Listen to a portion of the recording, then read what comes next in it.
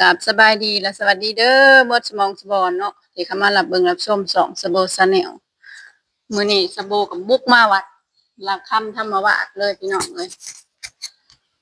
พอได้ยินข่าวว่าเฮ็ดบุญบ่ได้บุญนี่มันเป็นอะไรเนาะพี่น้องมาเบิ่งมาชมนํกันว่าสิเป็นอะไรมื้อนี้ก็ขอน้อมกราบนมัสการครูบาแล้วก็นิมนต์ครูบามาเข้ากล้องนำให้ญาติโยมได้เบิ่งเนาะ เฮ็ดบุญบ่ได้บุญเชื่อว่าหลายคนเข้าพรรษาก็อยากทำบุญทำกุศลคือกันกับสะโบเนาะสะโบก็คนหนึงที่มักทำบุญถวายผ้าไตรพอคิดว่าถวายสิ่งนี้แหละได้อานิสงส์สูงไผก็เชื่อจังซั่นหลายๆผู้หลายคนก็ถวายปีละเทื่อข้าน้อยก็ถวายโดยสิมะขามนี่ เขามาแก้บนน้ำกันคนเนี่ยหลายมื้อน่ะหลายคนบ่ข้าน้อยมาถวายประมาณ7-8ไก่ผลและครูบาได้แก่จักอันและบ่ทันได้แก้พอดีกำลังสิแก้นี่แหละนี่คันสั่นก็เฮามีนุ่งเลยเฮาก็ได้บ่ได้แก้โอ้โดยคิดว่าเฮามีคนนุ่งก็นุ่งไปนะโดยขะน้อยนี่ก็เห็นแกเพิ่นอารมณ์คลิปอารมณ์นั่นแหละขะน้อยก็คือกันเห็นแต่ว่าผ้าไตรมันบ่ครบหักครูบาเห็นถนนแล้วอ้าวตั้งแต่เขามาเฮ็ดกองบุญพุ่นแต่เขาเอาอยู่ในกองบุญนั่นแหละมาแก้เบิ่งนั้นมันบ่มีมันขาดเบิดแต่ได้มาแล้วครูบาก็บ่บอกครูบาก็บ่บอกขะน้อยเด้บ่ก็คิดว่าอยู่ในกองบุญน่ะนะมันครูบาอาจารย์ใส่เนาะมันสำคัญเด้ครูบาเฮาถวายไปนี่ญาติโยมก็คิดว่าทำบุญนี่ก็อยากให้พระสงฆ์สามเณรนี่ได้ใส่ได้นุ่งได้เปลี่ยนบัดนี้นึงมากก็เพิ่นเรียกไปงานเพิ่นเอาไปนุ่งบวชมาแม่นแต่ถ้าว่ามากวดเห็นแล้วมันนุ่งบ่ได้มันใส่บ่ได้นี่เฮาต้องบอกต่อ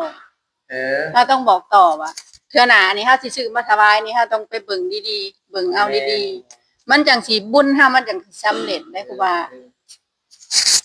ถ้าเอาออกมาสิมันก็ใส่บ่ได้ก็ใส่บ่ได้ก็บ่ได้บุญคือเก่าก็เสียเงินซื้อแม่นเอากับบุญก็บ่ได้โดยบุญบ่ได้ใส่ดิแม่นบ่ได้ใส่แม่นเอา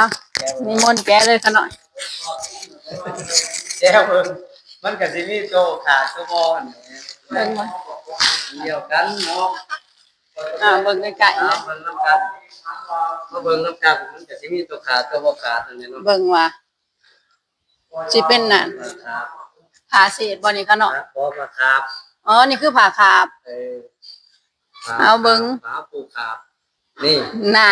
เห็นบ่ท่านผู้ชมสบงหยัดใส่อีหลีตัวนี้เขายัดใส่ตัวนี้เขาเฮ็ดให้มันหลายมันบ่แม่นเดี๋ยวใส่เนาะจังซี่เนาะโดยมีผ้าหยังอันสบงมันก็เป็นผ้าสบงนะผ้าเศษแม่นใส่บ่ได้ใส่บ่ได้ใส่ได้อยู่ไปเช็ดแต่ผ้าทรงใส่บ่ได้นุ่งบ่ได้บ่แม่นผ้าเศษนี่เด้อเบิ่งนำกันเบิ่งนำเป็นหยังก็คือว่าเป็นสัมปทานธรรมะสัมปทานบ่คือแนวใดที่เฮาเผยแผ่ให้ญาติโยมเบิ่งเห็นนำกันมันบ่มีหยังนี่หมดเท่านี้เบิดเท่านี้แน่ผ้าคลุมก็บ่มีแน่ผ้าคลุมก็บ่มีผ้าคลุมก็บ่มีผ้าเบี่ยงก็บ่มีแน่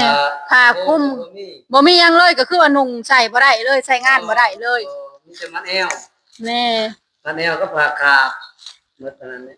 อันครูบาอาจารย์นี่อันนี่สิใส่ได้แต่ผ้าคาบอันนึงกับมัดแอวน้อยๆนี่กับมัดแอวโอ้ยหน่อยเด้พี่น้องอันนี้ผ้าขาวเขาปูแล้วทำบุญคือบ่ได้บุญเนาะพี่น้องเอ้ยทำบุญบ่ได้บุญได้แล้วได้แต่ตอนซื้อบ่สำเร็จได้บุญอันนี้เพราะว่าเพิ่นใช้บ่ได้แม่นอันนี้ก็มันก็เป็นผ้าเศษอันนี้ก็เป็นผ้าเศษก็ใช้งานบ่ได้มันแบบว่ามันคันสิใช้ครูบาอาจารย์มันใส่บ่ได้โดยคันเอาใส่แนวอื่นได้ใส่เช็ดมือเช็ดตีนบ่ไปเช็ดโอ้ยสาธุยายก็น้อยบาปเด้อจักสิหัวหรือสิหายพี่น้องเอ้ย อันซาโบนี่เป็นคนที่แบบว่าซื้อมาแล้วใส่บูชาอยู่ถึงหัว บ่ เท่า มี ไร หยังแก้วใส่หนึงกันนำกันเนาะบ่มีห จั ยัง ง เบิ่งอีกดูขะหน่อยอันนี้ ตัวนี้วะ โดย ตัวนี้ก็คือสิคืออยู่เอ้ามันบ่ได้ใส่หยังเด้อนี่เด้อแกะถุงนี่เด้อบ่ได้ใส่เวียมันจะปาไว้เช็ดมือ เป็นเป็นสีลอยๆนะพี่น้องเอ้ย บ่เป็นหยังเฮาก็เป็นสติมีสติอันนี้คือเครื่องคิดของเด้อตัวนี้คือสิเอาไว้ คือกันบ่จ้ะ เบิ่งลองเบิ่งก่อน โอ้ยขะหน่อยลอยนี่มันมีอันสีนี่มันมีเขาไม่ออกเลี้ยงได้ไม่ออกตุบมาถวายแล้วก็มีขะหน่อยสองมีสีแบบนี้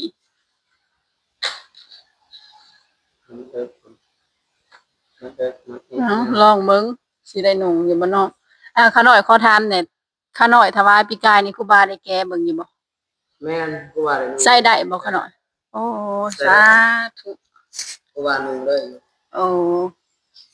อันนี้ อันนี้ใส่ได้บ่จ้ะครูบา ได้ โอ้ยอันนี้จักสิถือของไผเด้อเหลืองๆนี่ตัวนี้ใส่ได้ตัวนี้ ได้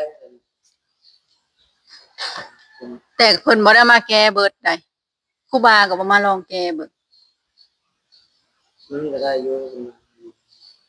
เป็นอะไรอันมันมีผ้าหยังแหน่ขะหน่อย โอ้ พ่อเจ้าก็เข้ามากล้องนํก็ได้เด้อ ได้อยู่ ได้แนวนี้ก็ยังโอเคอยู่เนาะครูบา ยังให้แบบไม่ได้บวชชั่วบวชนิ่มก็ได้อยู่เออ อันนี้ถือว่าผ่าน แต่เพิ่นเอามาแก้แค่2อันพี่น้องเอ้ยอาจสิมีอยู่มีหลายอันอยู่บ่จักเป็น บ่มีพาเวียง ตัวนี้บ่มีผ้าเบี่ยง มีแต่พามีแต่พาอันนี้ บ่ครบ สะโพกบ่ครบ บ่ครบสุดบ่ครบว่า ครบ บ่ครบซุ่มหนึ่งซ้ำ บ่ครบซุ่มมีแต่พามีแต่พาสะโพกก็พามันก็พามันแอวก็พา โอ้ คุ้ม โดย พาเวียงบ่มีเออ ปกติซุ่มหนึ่งนี่มันต้องมีหยังแหน่มี มีครบ มียามนำบ่ขะหน่อยยามนี่บ่มีโอ้โอ้โดย คือว่าสองไตใส่บ่ได้มันสองอ่ะนะ ใส่บ่ได้มื้อสองบ่ขะหน่อย ว่ามีบ่เวียงนี่แล้วก็ไปหามาใส่อีก ผ้าเบี่ยงนี่สิไปซื้อเอาต่างหากบ่คือนั่นมันมีขายต่างหาก ไว้คันธรรมดาเนี่ยมันก็มีอยู่ใน อ๋อ มันต้องมีอยู่ในนี้แต่ว่าอันนี้มันบ่มีหรือว่าเพิ่นบ่ใส่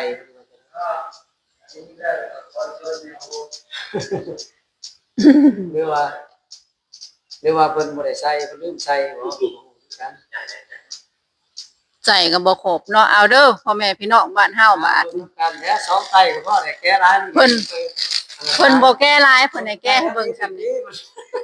มีแต่ผ้าเศษเอ้าผู้ใดสิทำบุญทำทานก็ให้มีสติในการทำบุญ ต่อไปนี่สิถวายเงินให้ครูบาไปซื้อเองโลดคะแนวนี่ดีกว่าคันซั่นเฮาก็ต้องเข้าห้านที่มีมาตรฐานโดยตรงโลด แม่น แล้วไปเลือกเบิ่ง อันพิเศษโต โดย แต่ว่าชื่อพาเวียงก็ได้พาเวียงพาสะโพกก็ได้ เลือกใส่โลดเนาะค่ะน้อง เด็กอายเพิ่นจัดใส่ในทงทางรถ นี่จังเฮาจังสิได้อนุสงส์อหลีเนาะเป็นได้แหละผู้ทั้งเทิงเนี่ยบาดนี้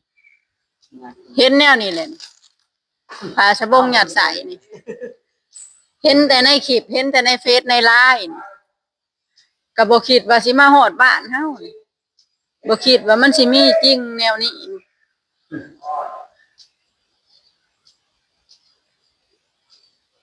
สะโบนี่นอนก็บ่รับฮู้ว่าผ้าสบงสอดใส่มาฮอดสิโทรหาเน้น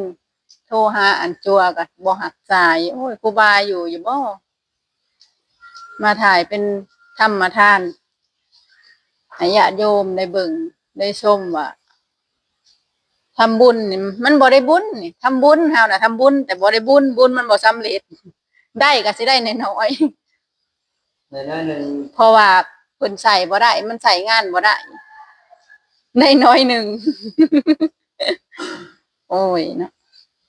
อันนี้จักสิถือของขาน้อยหรือถือของไผก็บ่ฮู้เพราะว่ามัน ไม่ออกเลี้ยงแน่ถวายศีล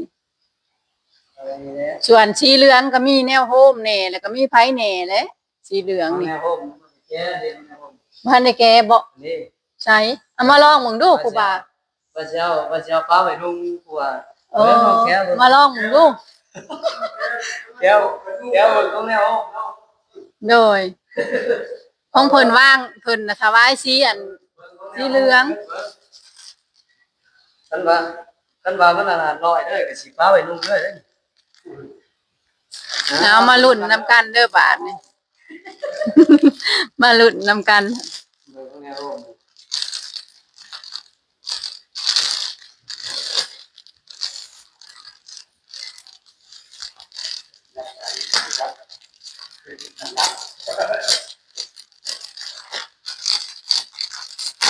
บ่คิดว่าสิมาฮอดบ้านเฮาแนวนี้เนาะป้าเท่าแตกย่าพ่อพระสงฆ์ได้เพิ่นออกมาว่า แล้วก่อนเด้อเนาะ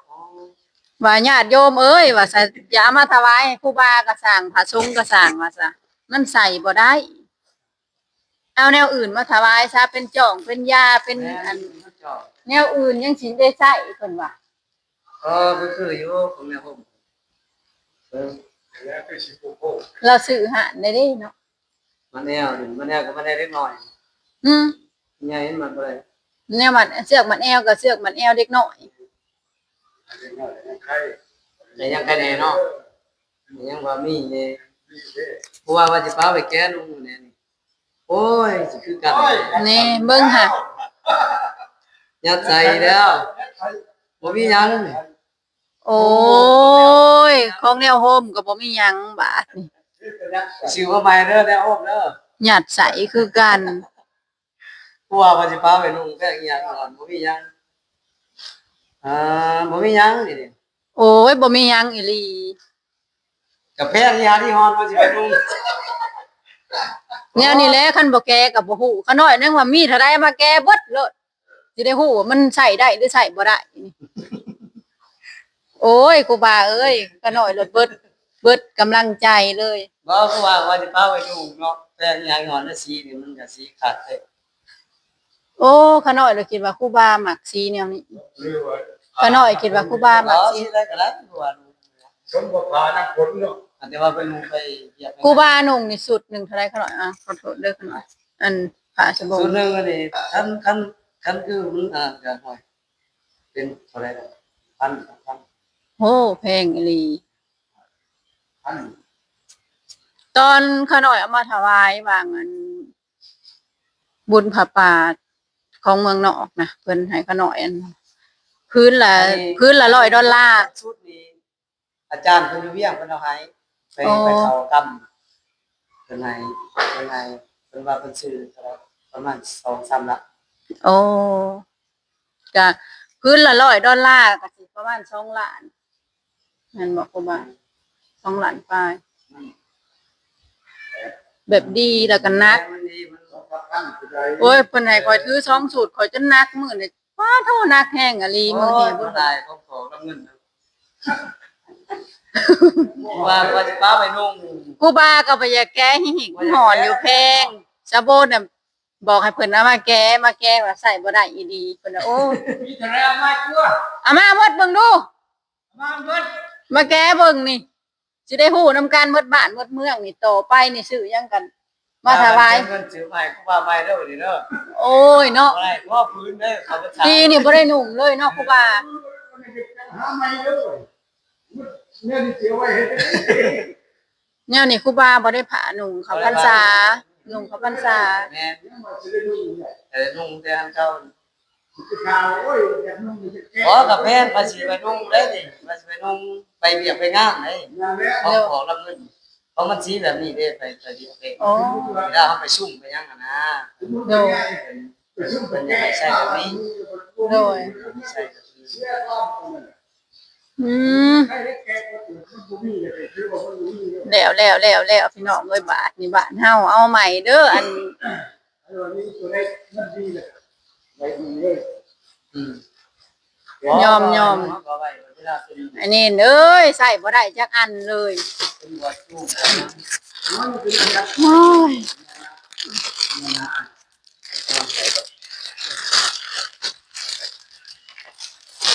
มาเบิ่งน้ำกันเด้อพี่น้องเด็กซี่แหละนี่ยังอีกอันหนึ่ง แกะอีกตัวนี้บ่อยากสิโอ้ย เนี่ย กินบ่ได้ บ่หยาดบ่ครูบา ทานอยู่ตัวนี้ สิบ่ได้ให้เพิ่นนุ่งเนี่ยบ่จักอันเนาะพี่น้อง ทานทานอยู่ตัวนี้ ข่าวพรรษาความหวังของผู้ขาก็คือ อยากหวังว่าอยากถวายให้เพิ่นใส่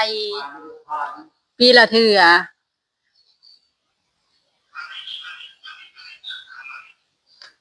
อยู่ตัวนี้ มันคือเก่าแท้ครูบา มันตัวเก่า อ้าวเขาเอาของเก่า ยังเก่าเลยนะนี่ เขาเอาของเก่ามาใส่บ่เพิ่นเอาได้อันนี้ ไข่ อุ้ยเอาเก็บของเก่ามาใส่ได้นี่เบิ่งครูบาขออนุญาตเด้อขะหน่อย สิไข่เก่าแล้ว อืมบ่แม่นว่าเอามาดูพี่น้องเอ้ยสิเอาหยังมาถวายพระให้สงฆ์ก็ดิพระสังฆ์พระเป็นแนวนี้อันนี้อุ้ยเก่าแฮงอีหลีอันนี้ เอาตัวเก่าเติมใส่น้ำ ทำบุญบ่ได้บุญป๊าดโธตายแนวนี้ จะละลาย ในแล้วคนเฮาเข้าวัดเป็นอะไรจังบ่ได้บุญมันบ่สำเร็จคือแนวนี้แหละเนาะคือว่าเอาขู่ทั้งอันสังฆทานมาถวายน่ะค่ะข้าเจ้าว่าแกเข้าไปทางในน่ะอิหยังก็สันบ่ได้อิหยังก็กินบ่ได้ มันโดน เก่าแห้งอะลิมีฮอดคราบมีอีหยังแบบเก็บของเก่ามาใส่นะนี่เนาะค่ะเนาะ เขาของเก่ามาเติมใส่มันมีผ้าเบียงเด้มีผ้าเบียงนั่น โอ้ มีนี่นะผ้าเบียง อ๋ออันนี้บอกครูบาว่าผาเบียง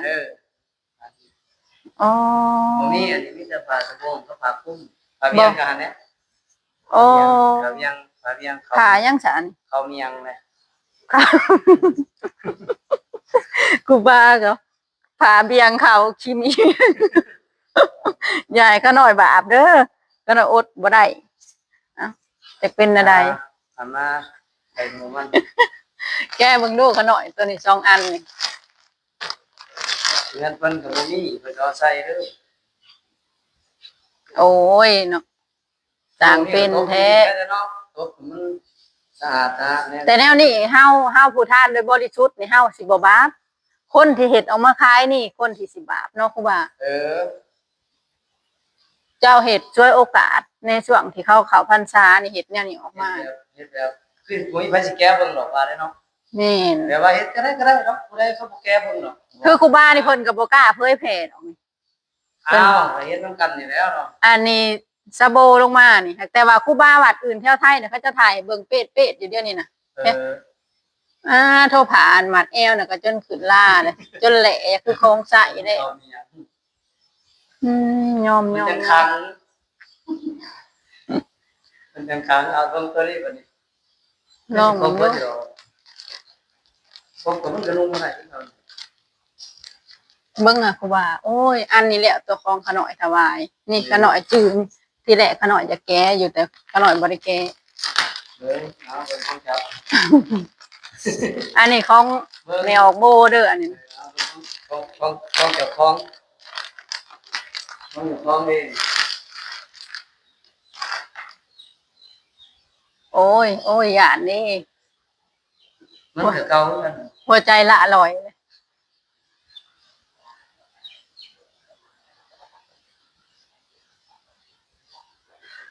เฮ้ยเมื่อยดิเมื่อยจิตเมื่อยใจเด้อบัดนี้มันคือเก่าแท้ครูบา เอาของเดี๋ยวโอ้เนี่ยเขาก็ โอ้ยขน่อยลอยเดิอันนี้ก็บ่อันเป็นอะไรอันนี้ครูบามันครบอยู่บ่นี่อันนี้มันคือไปคนละสี มันคนละสีอันนี้สีหนึ่งทางในนี่ อันนี้สีหนึ่งนี่ครบบ่ขน่อยครบอยู่แต่มันคนละสีอันนี้ก็มันเก่าโพดอันนี้จนโอ้ขึ้นล่าแหละอันนี้ ขาดพร้อมนี่เอ้ยอันนี้คงไม่ออกโบโอ้ยขน่อยลอยดิปุกเด็ก มันบ่รอด สั่งเป็นแนวนี้แท้อันนี้บ้านเมืองเฮาคือหากินแนวนี้เนาะ ปลาสะบู่ โอ้ยเนาะ มันได้ขาด ทำบุญบ่ได้บุญพี่น้องเอ้ย คนเก่านะเพิ่นแบบว่าเพิ่นป้าไปล้นบ่ว่าเพิ่นไปบูชาเอาวัดใหญ่วัดอื่นนะแต่เพิ่นก็เอามาขายเลยนะสมมุติว่า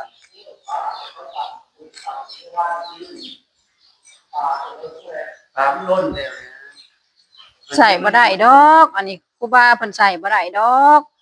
ทั้งขาดทั้งเก่าบ่แม่นว่าวเด้อนี่ทุกคนเอ้ยมันความจริงนี่ผาขาดนี่เก่าขึ้นล่าขึ้นขี่สนิม เห็นนำกันนี่หลายคนพอออกนี่แต่เพิ่นบ่ได้เข้ากล้องเนาะครูบา อันนี้คือของสะโบเองเขาไม่ออกโบเองนี่นะโอ้ยเบิดบุญขังนี่นี่พี่น้องเอ้ย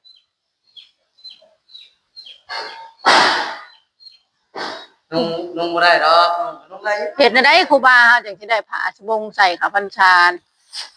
พันชานี่แหละเอาเล่นเบิ่งดูเขาหน่อยอันนี้ มีเบิดได้ แกเบิดเลยบ่นี่เขาหน่อยที่ถวายนะโอ้ยเนาะใส่งานบ่ได้เลยเบิดเลย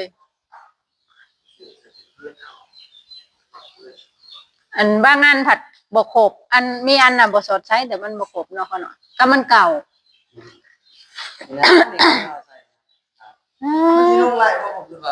มีแต่ผ่าขาดปาดถือว่าผ่าขาดผ่าเศษหน้าเขามาใส่นี่ ถ้าเราไปลงมันก็สิลงได้บ่ขาด ถือว่าใส่บ่ได้เบิดที่เอามาถวายในมืออันขับพรรษานี่พี่น้องเอ้ย มันลงบ่ได้เพราะผู้ซื้อก็เสียเงิน แม่น เ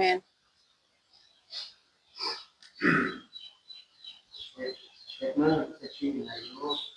แน่ได้แต่เศษมือเศษตีน กับผู้กระโดดดูเลยจะเบิดยังกันเดียว ยังอัน1 บาทมาลุดนำกันบาทนี่แนวโฮมเฮาฮู้นี่สิว่าอันใดเด้เนาะ เดี๋ยวแม่งบ่ได้อยู่ดีเลยเนาะ มีแต่ผ่าเศษล้วน ปลาห่อใส่ ๆผ่าใต้สอดใส่ขายในช่วงขับพรรษา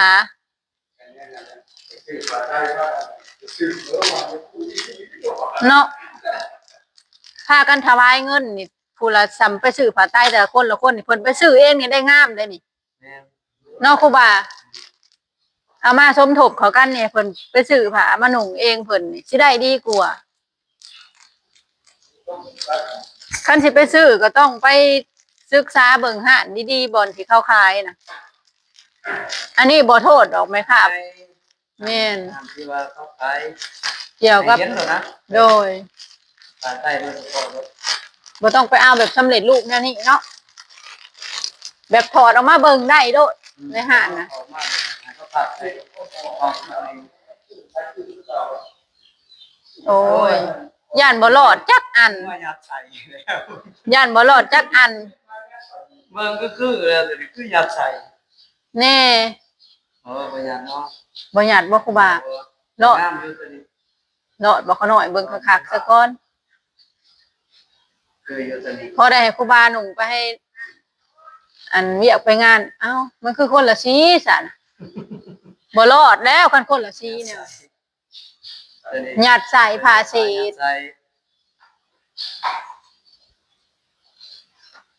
เขาใส่ด้วยเพราะมันคือไก่เฉย อันนี้เด้ใส่ได้บ่เขาน้อยอัน อันนี้เป็นผ้ายังอันนี้ อาสโบ ผ้านุ่งบ่โอ้มันคือลายต่อกี่ลายแท้มันคือลายต่อแท้ เด้อเลยอันนี้ ยิบผ้าเศษมั่งนี่ แม่ นะ นเขาจะปลาเสียไปกัน โอ้ย อันนี้พันยิบผ้าเศษต่อเป็นตักอยู่นุ่งไปมันกระหมูกก็หัวควันแล้ว เอามันบ่มีเราก็ต่อเอาแล้ว โอ้ย อันนี้มันก็บ่ผ่านแล้วครูบาเอ้ย มันบ่กันผ่านเนี่ยเดี่ยวกันทำเป็นผ่า ผ้าเศษต่อ เป็นไอ้ตัวที่ โอ้ยนุ่งบ่ได้ดอกอันนี้ก็ดินุ่งไปก็บ่คือหมูอีกแล้ว ลายดูเนาะ โอ้ยเนาะบ่จักอีต้นผาทรงบ่จักอีต้นผู้เอามาถวายกับปานนี้เฮ้ยเมื่อยใจเด้ ค่าเลยค่าเศษ ผ่าเศษอันนี้ก็ดี ค่าเศษ เศษแล้วเบิ่งแต่ยิบเป็นขันเป็นขัน แม่ โอ้ยโอ้ยดำเป็นหมึกเป็นหมึก ผ้าคลุ้มกับบ่มีแต่ผ้าแบบเดียวกัน โอ้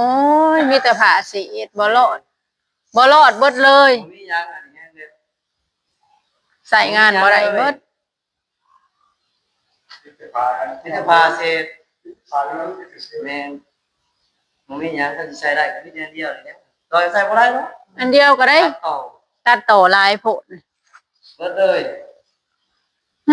ท่อยิบจิ้มๆอยู่ให้สิหนงได้อันมีแต่ต่อกับต่อ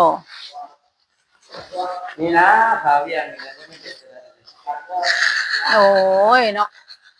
เห็ดเพราะมันแนวนี้ก็เห็ดเป็น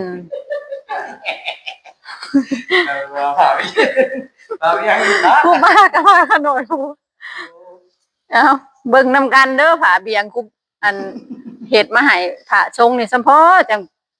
มีคนเป็นเป็ดเป็นหยังเหยาะแนวนี้เนาะใจอยากใจม่านอลีเห็ด ใช่เกิดโนสะบือเป็นอะไรจะ มันเดียวสิได้ แต่ช่างเดียว แม่เท้าผ่าคุ้มที่เอามาถวายมื้ออันข่าวออกข่าวพรรษาน่ะ เป็นผ่าเศษเบิดบ่มีอันใดใส่ได้เลย เป็นผ่าคุ้มอันหยัดใส่เขาเฮ็ดช่วยโอกาสขายเอาเงินซื่อๆใส่บ่ได้เบิดมีแต่ผ่าเก่าผ่าขาดนี่นะนี่ จังสินะเพิ่นก็ยังเอาใส่เนาะมันบ่ โอ้ยครูบาเอ้ยจังมาเป็นแนวนี้เนาะ ไปซื้อก็บ่จักสิเปิดเบิ่งแน่เนาะของเฮาไปซื้อเนาะเฮาก็บ่หานแกเด้เนาะ แม่นของเขาเจ้าเฮ็ดเป็นสูตรไว้เขาก็มีแต่ถามราคาเลยอะไรแล้วก็เอาเลยโตเขาหน่อยซื้อมาน่ะบ่เทิงเทียนเทิงอันน่ะ600กว่าบาทก็ใช้บ่ได้คือเก่า 600 กว่าบาทชื่อนี่เลย โอ้ยคลิปนี้ก็นิมนต์ครูบาให้คติเตือนใจญาติโยมที่อยากจะทำบุญถวายผ้าไตรนิมนต์กันหน่อย อ้าวก็คือเห็นนํกันนั่นแหละเพิ่นญาติโยมของเฮาเนาะคือมีออกโบเพิ่นก็ได้มาถ่ายคลิปเนาะ โดย ก็อยากให้เพิ่นญาติโยมชาวโลกของเฮาได้รับรู้เนาะว่าผ้าไตรนี่มันเป็นจังไดเนาะเฮาก็เห็นนํกันแล้วเนาะฉะนั้นแล้วว่าเพิ่นญาติโยมของเฮาก่อนสิซื้อของซื้อที่ซักก็แล้วแต่เนาะเป็นผ้าไตรก็ต้องให้เปิดเบิ่งคักแน่เนาะเฮาก็ต้องให้เปิดเบิ่งเพราะว่ามันก็เห็นนํกันนั่นเด้เนาะ โดย ฉะนั้นแล้วก็เจ้าของห้างเพิ่นคือสิบ่ว่าหยังเนาะคันเฮาซื้อเนี่ยเฮาก็ขอเปิดเบิ่งเบิดถ้ามันตรงเฮาก็ยัดเอาคืน โดยเตือนหนาเนาะตัวหนาตัวในไป เตือนใจว่าทั้งสองผู้ซื้อทั้งผู้ขายนั่นแหละ โดย บ่อยากให้ผู้ขายเฮ็ดแบบนี้นะ เป็นบาปเนาะครูบา บ่มันบ่เป็นบาปหรอกมันก็แต่ว่าเฮาเห็นแนวนี้แล้วผู้เฮ็ดมันสิคือจังไดหั่นนะ บาปแล้วแบบว่าโกงแล้วแนวนี้ บาปเขาคันบาปเจ้าของงานเขาเจ้าของผู้ขายเขาบ่หานเด็ด แต่ว่าก็อยากให้ผู้ขายอันเนี้ยว่าบ่อยากให้เฮ็ดแบบนี้นะ โดย ให้เฮ็ดให้มันถึงมันสิบ่งามก็อย่าว่าแต่มันครบว่าแต่มันใส่ได้ ให้กวดสอบผักแหน่จังเอามาขายเนาะ ว่ามันเป็นแนวใดทางในมัน คันจังซี่แล้วมันก็คือบ่คักนะ โดย บ่คักผู้ขายเห็นอีหยังบ่คักนี่นั่นแต่ว่า โดย คือผู้ไปซื้อนี่ยังห่วยก็ว่าคักแท้เนาะยังบ่จัก โดย บัดนี้ผู้ขายได้เห็นนี่สิคักเนาะแบบให้เบิ่ง แต่พ่ออยากเป็นลอยเพื่อผู้ขายกันบ่มีผู้ใด ผู้ไปซื้อหันบ่จักผู้ไปยังเนาะ ชื่อมาขายเนี่ย ว่าผู้เฮาไปซื้อมาถวายนี่ ผมก็ชื่อถวายกับยันผู้เจ้าห้างนะเพราะว่ามันชื่อหน่อยนี่ชื่อมาขายชื่อเป็นกระสอบเป็นรถ เขาก็สิซื้อมาเป็นสูตรคือกันเขาก็บ่ได้แกะ ต้องได้เห็นมันเก๊กต้องมันละเอียด แม่น ผู้เชื่อมาขาย แม่น ต้องเสกเบิ่งหาด มาเซฟเอามาเซฟแล้วก็จังได๋เอามาเข้าแพ็คเนาะเอามาเข้าตรง ต้องตรวจสอบให้ค่ะกว่านี้เนาะ อันนี้ทั้งว่าผู้ คุณไปชื่อร้าน มันบ่ได้เด้คนงานยุ่งเฮาเอ้ยเบิ่งนำกันแหละจังซี่นะก็ยังเอามา เจ้าห้างอนุญาตมันจะแก้ได้ผมชื่อน้อยชื่อหน่อย เนาะ คุณชื่อร้ายมันต้องคนแก่คนบึง แบบว่าเฮาไปซื้อหลายเฮาสั่งมาโดยเฉพาะ ชื่ เนาะ อร้ายดิคุณก็ต้องชื่อมาไม่ โดย วัดต้องไปซิ่งถูกชื่อร้าย ไอ้จวนขอคันใหม่ขน่อยในขน่อยสิถวายเงินให้ครูบาพ่ออุ่นใจไม่แห้งทำบุญก่อนพี่น้องเอ้ยถวายจีวรไปกะบ่ได้ใส่เลยเด้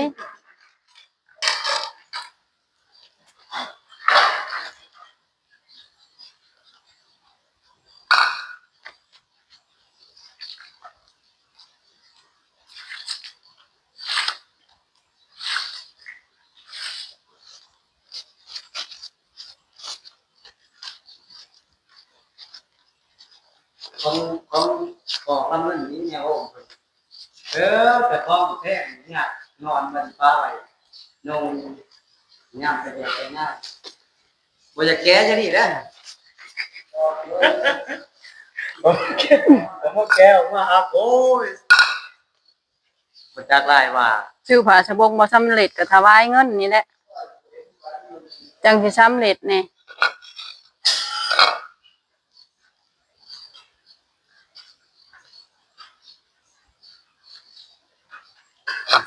เดี๋ยวพาเด้อเขาหน่อยอธิษฐานก่อน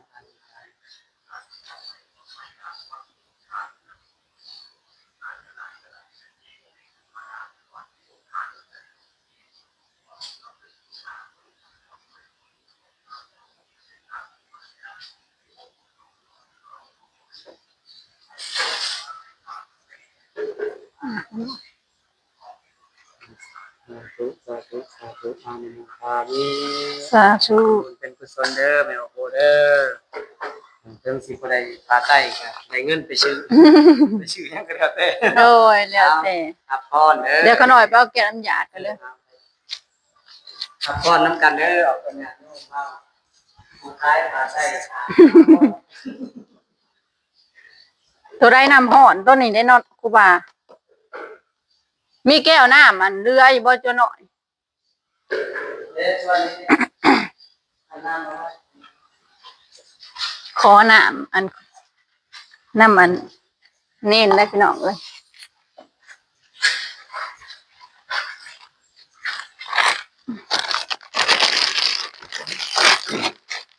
เอาสุดท้ายก็เอาบุญมาฝากเบิดทุกคน เอาเตรียมรับพรน้ำกันเด้อบ่ทุกคนเด้อสัพพิติโยวิวาสันตุสัพพะโลกวินาศตุมาเตภวัตวันตรายโยสุขิติขายุโกภวะภิวาทนาสิริสานิจังมุทาปัญจายิโนจัตตาโลธรรมาวาทันติอายุวันโนสุขังภาลังญาตินามโตกาปตาจานิทุกปัญญาปตาจานิปัญญาโสกาปตาจานิโสกาวันตุสัพเพปิปานิโนเอตาวตาจาอัมเหหิสัมปะทังปุญญังสัมปะทังสัพเพเทวาอนุโมทันตุมุทิตาเวกาสัพเพสัตตาสิกิตาวันตุสัพเพสัตตาเวลาวันตุสัพเพสัตตาอัปปญญาปัสสาวันตุสัพเพสัตตานิกาวันตุสัพเพสัตตาสุขีอัตานังปาริหารันตุสุขีสุขีอาตุติมีแห สาธุ เปิดสุขคนเด้อให้เป็นบุญเป็นกุศลเนาะขยับพาผู้ขายเนาะให้เบิ่งคักแน่เนาะการเฮ็ดผ้าไตรมาขายให้ผู้ไปซื้อเนาะเฮาก็บ่ฮู้ฉะนั้นแล้วก็ให้เป็นสติเตือนใจเอาคนญาติโยมของเฮาเนาะให้มีสติเนาะในการซื้อเนาะฉะนั้นแล้วก็สาธุโปรโมทนาบุญนำแม่ออกโพเนาะก็ขอให้เป็นบุญเป็นกุศลเด้อแม่ออกโพเด้อ โดย ให้มีแต่ความสุขความเจริญเจริญในครอบครัวเรือนชาติเจริญในหน้าที่การงานด้วยเด้อ สาธุ สาธุ